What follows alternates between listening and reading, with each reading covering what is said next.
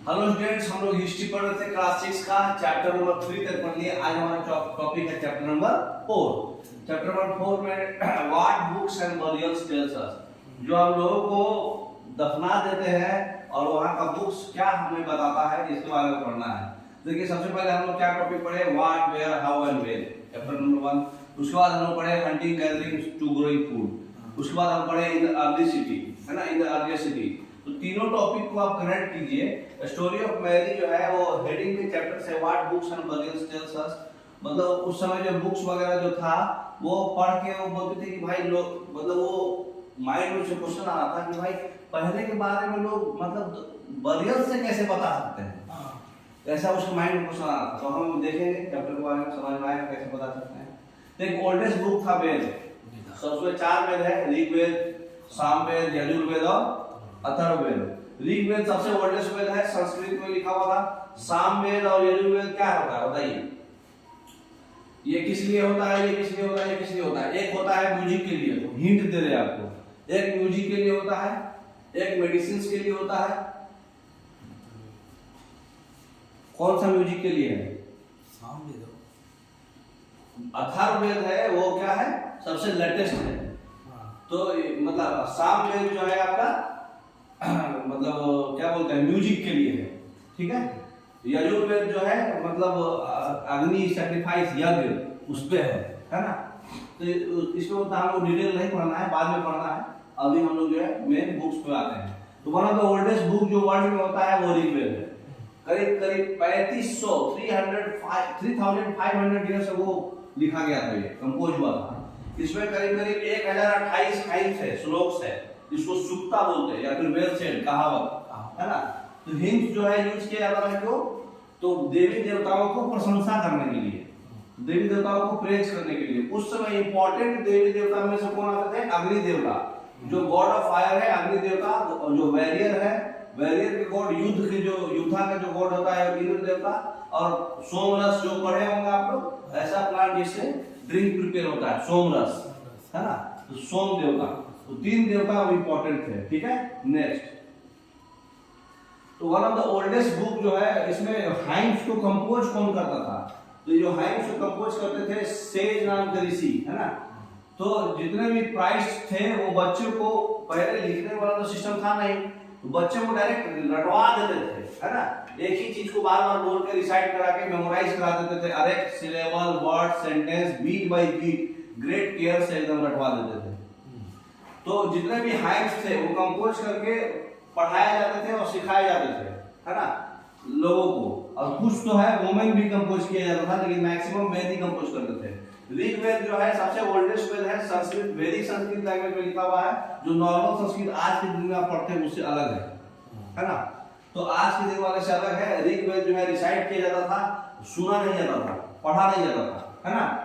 उन्हें सुना के रटवा दिया जाता था, पढ़ना नहीं है, उसको रटना है, मेमोराइज करना है। तो ये बहुत सेंचुरीज, अभी रिसेंटली 200 साल पहले लिखा गया है, प्रिंट किया गया। पहले तो खाली कंपोज करके रटवाते ही थे सब, है ना। नेक्स्ट, तो सबसे ओल्डेस्ट बुक जो है आपका संस्कृत है ना। ओल्डेस्ट लैंग्वेज जो है संस्कृत है, और उसका जो फैमिली लैंग्वेज है इंडो यूरोपियन लैंग्वेज। तो ये देखिए नमस्ते लंदन का पिक्स है, इसमें जो है लंदन के लोग हैं और इंडिया के लोग हैं, इंडो यूरोपियन, है ना। इंडो यूरोपियन लैंग्वेज में मतलब जो है असम, गुजराती, हिंदी, कश्मीरी, सिंधी, पर्शियन, और इधर है इंग्लिश, फ्रेंच, जर्मन, इटालियन और स्पेनिश। ये 10 लैंग्वेज जो है, मतलब 6 लैंग्वेज इधर और 6 लैंग्वेज इधर इंडो यूरोपियन लैंग्वेज है, जो आपको याद रखना है। क्वेश्चन आया कि कौन सा इसमें से इंडो यूरोपियन में नहीं आता, अच्छा, है ना। नेक्स्ट, अब जो है ये तो हो गया। नेक्स्ट,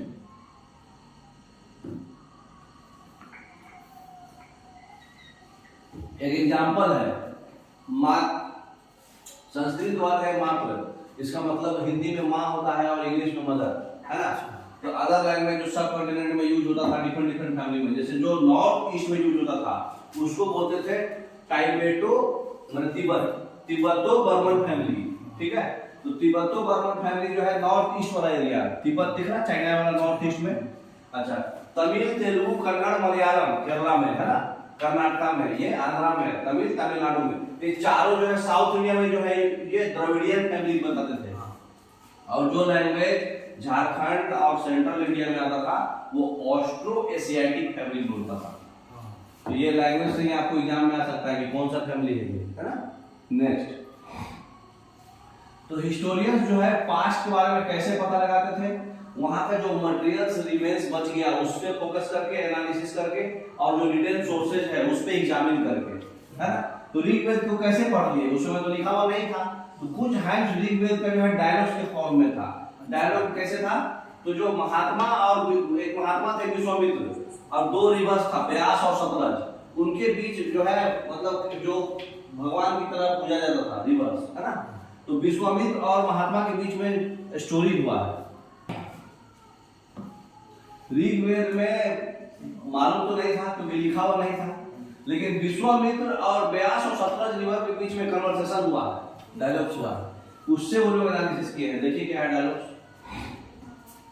तो विश्वामित्र और रिवर्स में हुआ है कि विश्वामित्र बोल रहे थे, O rivers come down from the mountains, mountain से वापस आ जाओ, है ना। जैसे दो स्विफ्ट हॉर्सेज जो शाइनिंग बछड़े गाय, है ना, जो उनके बच्चे को चाटते हैं, उस तरह से तुम माउंटेन को छूते हुए वापस आ जाओ, है ना। तो चैरियट्स मतलब जानते हैं ना, रथ, है ना। तो तुम मूव करते हो चैरियट्स, जैसे सी में समुद्र में जाके ऐसे मूव करता ना, जैसे घोड़ा मूव करता ना, रथ जैसे जैसे टेढ़ा मेढ़ा जाके, तो वो तुम जो है चैरियट्स सी को जाके मूव करते हो इंद्र की पावर के थ्रू, है ना।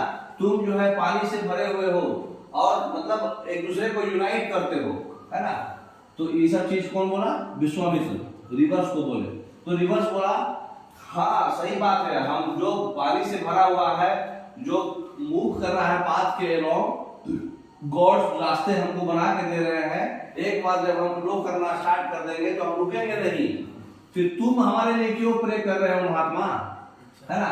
तो विश्वामित्र बोलते हैं, वो sisters please listen to me, हमारा बात सुनो। सिंगर जो दूर से आया है अपने चैरियट्स के साथ, कार्ट्स के साथ, है ना, मतलब जो रथ से भाग के बहुत दूर से जो गाना गाने वाला होता है ना, सिंगर गायक दूर से आया है, आपका पानी मतलब let your waters not rise above our axis, मतलब हमारा जो रथ है उससे ऊपर अपना पानी को मत बढ़ाओ, है ना। तो so that we can cross safely, ताकि हम इजीली आपको क्रॉस कर जाएं। तो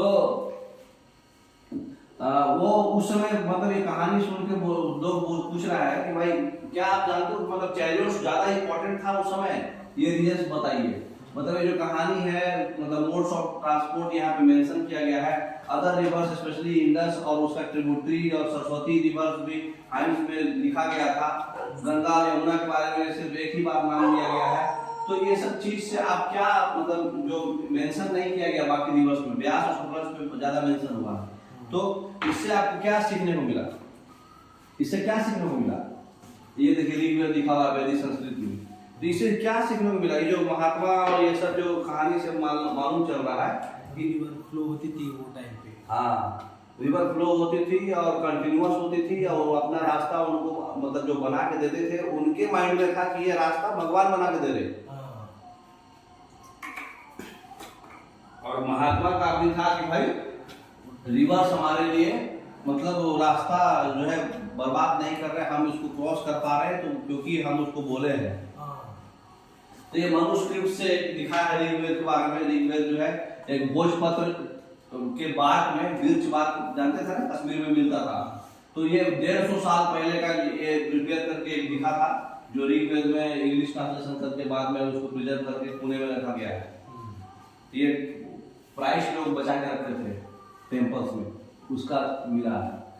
तो कैटल्स, हॉर्सेज और चैरियट्स जो है ऋग्वेद का थीम क्या था, ऋग्वेद में कैटल्स, चिल्ड्रंस और हॉर्सेज को लेकर काफी कुछ प्रेयर्स दिया गया है। अभी आपको महात्मा का भी स्टोरी में दिखा। तो हॉर्सेज जो है माना जाता था कि horses were used to chariots that were used in battles, मतलब हॉर्सेज जो है रथ में यूज कर लिया जाता था जो बैटल्स में यूज होगा, है ना। बैटल्स जो है क्यों होता था, लड़ाई क्यों होगा, कुछ ना कुछ वजह होगा। वो कहते ना कुछ तो वजह होगी, यूं ही कोई बेवफा नहीं हुआ करते। तो क्यों वजह है, वजह था हमारा कैटल, लैंड, वाटर और लोग आपस में लड़ते थे ग्रीडीनेस के लिए। फिर लैंड को लेके आज भी लड़ाई होता है, पशु के लिए लड़ाई, क्योंकि वो बहुत सारा फूड्स दे रहा है और फूड प्रोडक्ट्स और बाकी चीज भी प्रोटेक्शन भी देता था। और पानी की लड़ाई, क्योंकि उसमें वाटर का शॉर्टेज था। तो जो चीज आपको जरूरत है, जरूरत का लड़ाई करिए, है ना। तो आफ्टर द बैटल क्या होता था देखिए, तो बैटल जब होता था तो वेल्थ जो होता था बढ़ता था सारे लोगों में। तो कुछ वेल्थ जो है रख लिया जाता था लीडर्स के द्वारा, कुछ वेल्थ जो है प्राइस को, मतलब मंदिर में जो प्राइस होते हैं उनको दिया जाता था, और बाकी जो है लोगों में बांट दिया जाता था, क्योंकि जब जीतेगा तो किसी को पैसा मिलेगा ना। कुछ वेल्थ जो है यज्ञ वगैरह, जो सैक्रिफाइस वगैरह जो पुराने टाइम में होता था आग में, उसमें परफॉर्मेंस के लिए यूज किया जाता था। ऑफरिंग्स के लिए क्या क्या, घी, ग्रेन्स, कभी कभी एनिमल्स का भी बलि चढ़ता था यज्ञ में। तो ये यज्ञ होता है ना, उसमें भी यूज होता था। तो बैटल्स करते कौन थे, लड़ते कौन थे, जितने भी मेन थे वो वार्स में पार्टिसिपेट करेंगे। उनका कोई रेगुलर आर्मी नहीं रहता था पहले, वो असेंबली वगैरह होता था जहाँ पे लोग आके मिलते थे, वार और पीस का मैटर डिस्कस करते थे, और उसी में से वो लीडर चूज करते थे, वो अपना स्किलफुल और ब्रेव वॉरियर्स देख के। अच्छा। ऐसा कुछ नहीं था कि इलेक्शन होगा, है ना, अपने में मीटिंग होगा, इलेक्शन वाले चूज हो जाएगा वो। तो लोगों को डिस्क्राइब करने के लिए बहुत सारा वहाँ पे वर्ड्स था, जैसे वो किस हिसाब से वो काम कर रहे हैं, लैंग्वेज जो बोल रहे हैं, वो किस प्लेस से बिलोंग करते हैं, उनका फैमिली, उनका कम्युनिटी, उनका कल्चर, उसके हिसाब से वो अलग अलग बांटते थे वो, है ना। तो दो ग्रुप बांटा गया था वर्क के हिसाब पे, पहले एक ब्राह्मण और एक राजा। तो जो प्राइस, जो रिचुअल्स वगैरह परफॉर्म करता है, पुजारी, है ना, वो ब्राह्मण में आएगा। और राजा ऐसा नहीं कि राजा है वो किंग है, वो नहीं, जो जिनके अपना कैपिटल सिटी नहीं था, ना बंगला था, ना आर्मी था, ना ही वो टैक्स कलेक्ट करते थे, ऐसा भी नहीं था कि इनका बच्चा जो है ऑटोमेटिकली राजा बनेगा।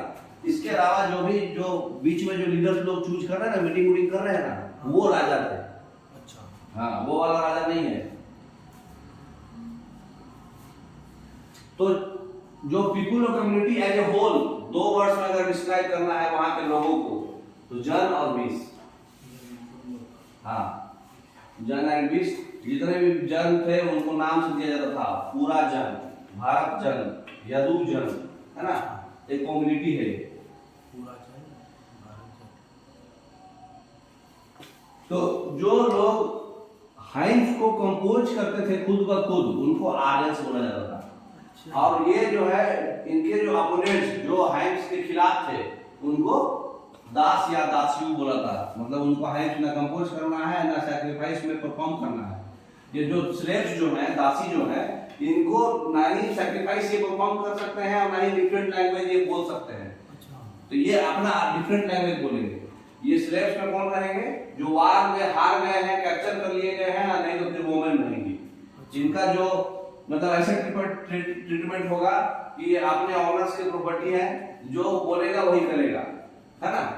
तो ऋग्वेद जो है नॉर्थ वेस्ट सबकॉन्टिनेंट में हुआ था, अदर डेवलपमेंट भी हुआ था, है ना, अदर डेवलपमेंट भी वहां हुआ था। तो समझ गए।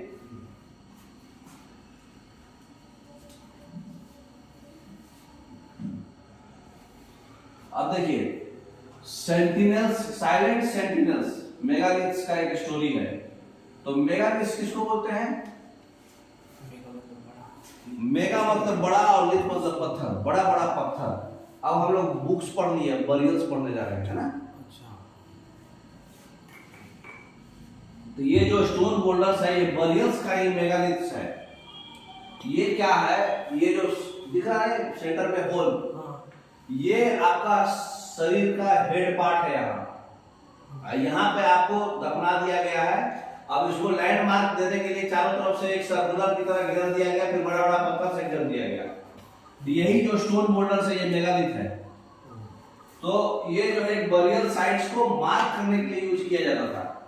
मेगालिथ वहां पे प्रैक्टिस था कि 3000 साल पहले मतलब मेगालिथ को इरेक्ट कर देते थे। और ये जो है डेक्कन और साउथ इंडिया और नॉर्थ ईस्ट में और कश्मीर में ज्यादा प्रिवेलेंट था, ठीक है ना। हाँ, तो मेगालिथ साइट जो है आपका कहाँ प्रिवेलेंट था? डेक्कन, साउथ इंडिया और नॉर्थ और कश्मीर। तो आर्कियोलॉजिस्ट लोग जो है, बैक कीजिएगा, देखिए इस तरह भी कहीं कहीं करते थे। तो कहीं कहीं कॉमन सीन जो है मतलब बरियर जो है अंडरग्राउंड में होता था। तो आर्कियोलॉजिस्ट लोग 90% टाइम देखें कि सर्किल ऑफ स्टोन बोल्डर्स कर लिए और एक बड़ा सा, एक तो स्टोन बोल्डर सर्किल दिखाया ना पिक्चर में आपको, और नहीं तो फिर एक बड़ा सा स्टोन ग्राउंड पे स्टोन कर दिए। ये इंडिकेशन हो गया कि ये बरियर हुआ है इसके नीचे, जैसे ये दिख रहा है ना आपको।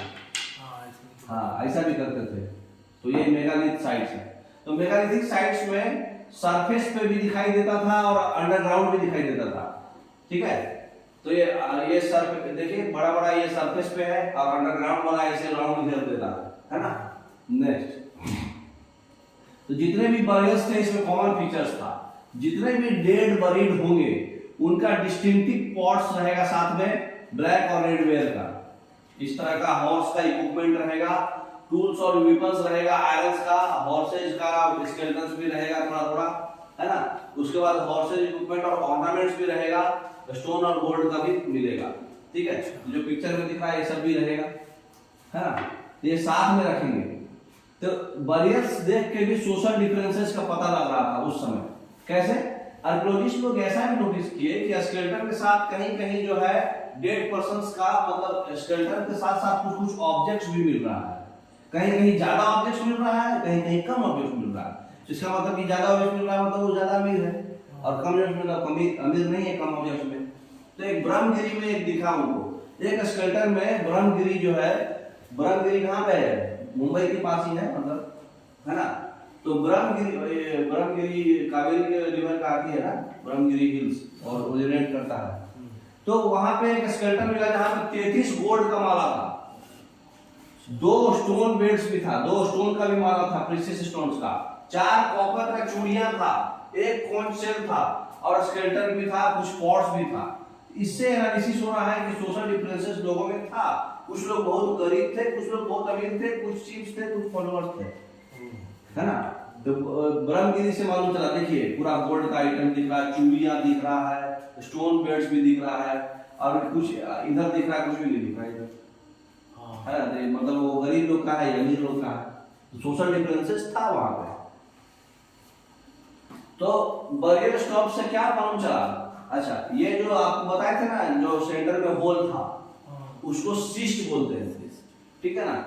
तो समटाइम्स मेगालिथ कंटेंट जो है एक से ज्यादा स्केलेटन होता था। ये क्या इंडिकेट कर रहा है? ये इंडिकेट कर रहा है कि जो लोग सेम फैमिली से थे, सेम प्लेस पे सेम टाइम पे वहीं पे उनको दफनाया जाता था। भले आप 2020 में मरे, अगला कोई 2024 में मरेगा, अगला 2030 में मरेगा, सेम फैमिली से है, 10:15 में वहां पे दफनाया जाएगा। एकदम एक ही लाइन में सब दिखेगा, नीचे में सबसे पुराना मरा हुआ, ऊपर में तो उससे पहले मरा हुआ, वैसे एक ही लाइन में सब दिख रहा है, एक से ज्यादा स्केलेटन एक ही जगह मिल रहा है। इससे आइडिया लगा कि एक फैमिली जो है एक ही जगह पे मरेगा और एक ही समय पे उसको दफनाया जाएगा, भले ही टाइम ड्यूरेशन मतलब ईयर चेंज होगा, टाइम वही रहेगा। तो जो बॉडी ऑफ दो जो मतलब लाते थे ग्रेव में, तो स्टोन सर्किल बना दिया जाता था, दिख रहा है आपको, ये साइन पोस्ट होता था बरियल साइट्स का, ताकि वो दूसरा फैमिली उसका आदमी मरे तो फिर से वही प्लेस पे उसको दफनाया जाएगा, है ना। तब एक हम लोग केस स्टडी करेंगे इनाम गांव का। इनाम गांव जो है एक रिवर गॉड है, जो कि भीमा रिवर का ट्रिब्यूटरी है। भीमा जो है कृष्णा रिवर का ट्रिब्यूटरी है। तो ये ट्रिब्यूटरी जो है 3600 से 2700 साल पहले की बात है, 900 साल की बात है टोटल, है ना। तो स्पेशल बेरियल दिखाई दिया, यहाँ पे दिखाई दिया कि जो एडल्ट है वो ग्राउंड में बरीड है और उसका जो हेड है नॉर्थ की तरफ है। आज भी लोग जो है ऐसे ही चलाते हैं, जब कोई इंसान मर जाता है तो उसका शरीर नॉर्थ पार्ट में हेड रखते हैं। इसलिए लोग क्या बोलता है कि आप साउथ की तरफ पैर रख के मत सो, साउथ की तरफ सर रख के सो। मुर्दा लोग सोते हैं नॉर्थ की तरफ पैर मुंह शरीर रख के, मतलब हेड। तो हेड जो है नॉर्थ की तरफ दिखा। उसके बाद जो है कभी कभी बरियल जो है घर के अंदर भी दिखा, एक वेसल्स भी दिखा जिसमें फूड है, वाटर है, और जो डेड के साथ रखा गया। और भी देखिए क्या क्या नोटिस हुआ। तो इनाम गांव जो है मुंबई के ठीक नीचे है, यहाँ ब्रह्मगिरी यहाँ था जो आप सोना चांदी मिला था, है ना।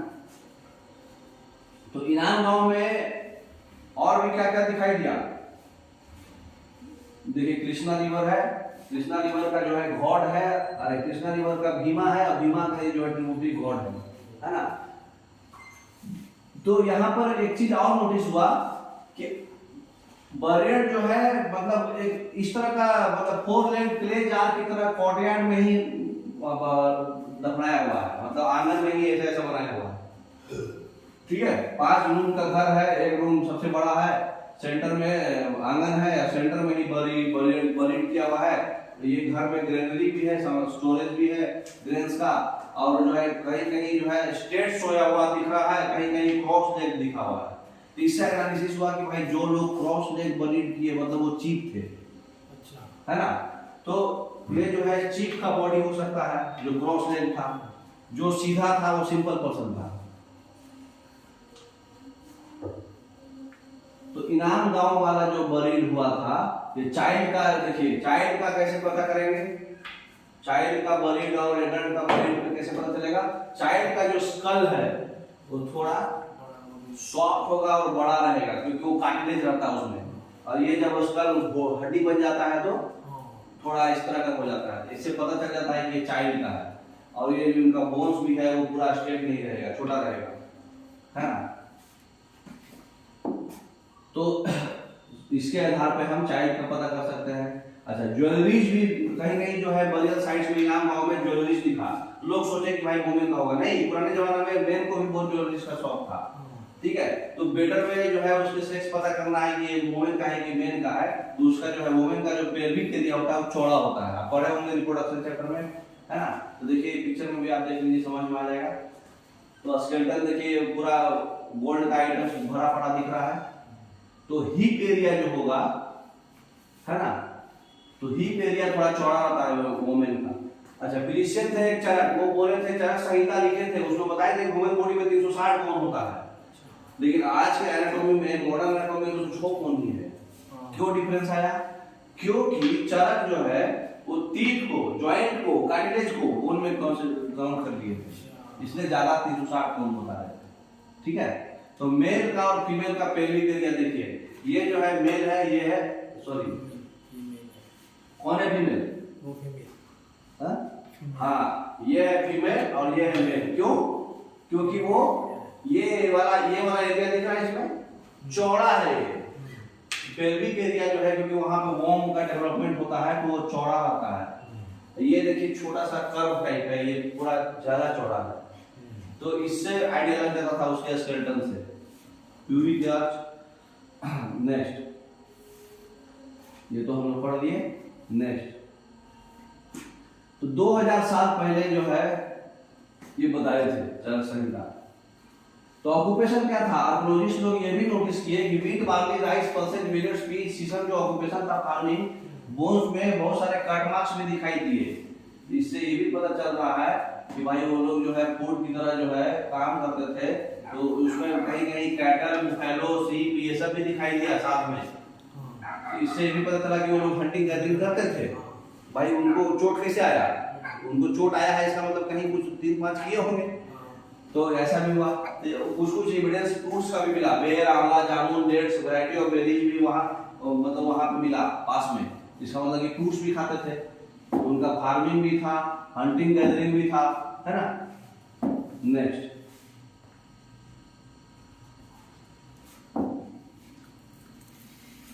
अब ये चैप्टर आपका कंप्लीट हो गया। आइए हम लोग एनसीईआरटी सॉल्यूशन देख लेते हैं। बताइए सूक्ता किसको होगा?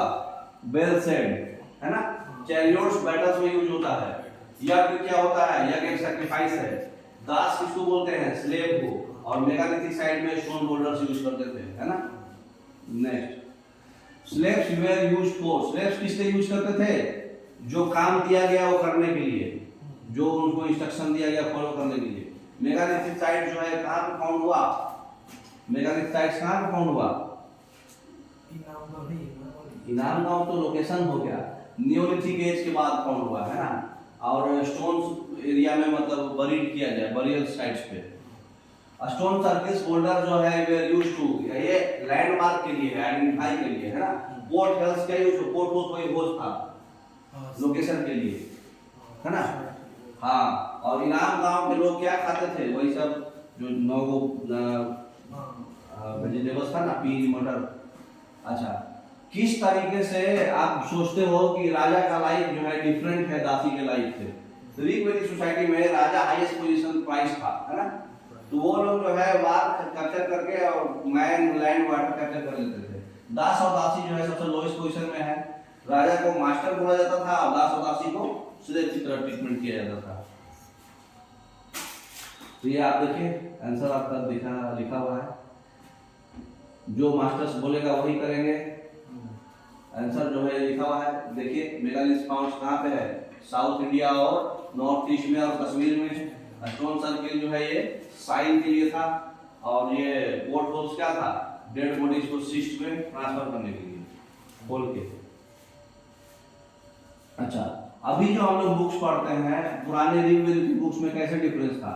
हम लोग जो बुक्स अभी पढ़ते हैं वो लिखा हुआ भी है और प्रिंटेड भी है, लेकिन ऋग्वेद जो है वो लिखा प्रिंटेड नहीं था। वो लोग डायरेक्ट याद करते थे और पास ऑन करते थे। हाँ तू भी याद करो, हम भी याद कर लिए, 200 साल पहले प्रिंट हुआ था।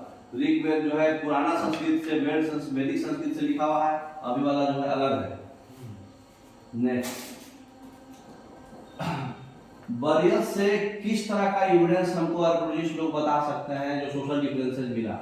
आर्कियोलॉजिस्ट लोग कभी कभी दिखे कि भाई एक ग्रेव में ज्यादा मटेरियल है, एक ग्रेव में कम मटेरियल है। ब्रह्मगिरी में उनको 33 गोल्ड बेड और 2 स्टोन बेड, 4 बैंगल्स ऐसा मिला, बाकी में कुछ पॉट्स सिर्फ मिला।